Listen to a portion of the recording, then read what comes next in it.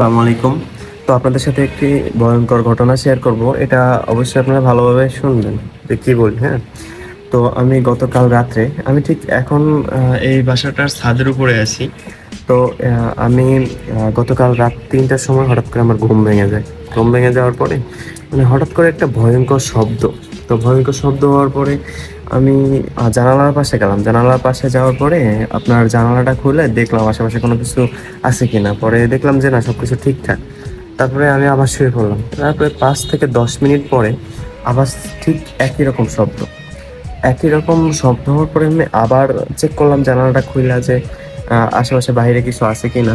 তারপরে দেখলাম যে আসলে কিছু নাই। তারপর তৃতীয়বার মানে তার ১০ থেকে ১৫ মিনিট পরে মানে আমি আবার দেখলাম যে ওরকম শব্দ, মানে ভয়ঙ্কর একটা অদ্ভুত একটা স্বপ্ন। তারপর আমি কি করলাম, লাইট নিলাম। লাইটটা নেওয়ার পরে জানালাটা খোলার পরে আপনার বাহিরে লাইট মেরে তারপর দেখলাম যে এইভাবে গাছের দিকে তাকায় লাইট মেরে দেখলাম গাছের পাতা সবুজ।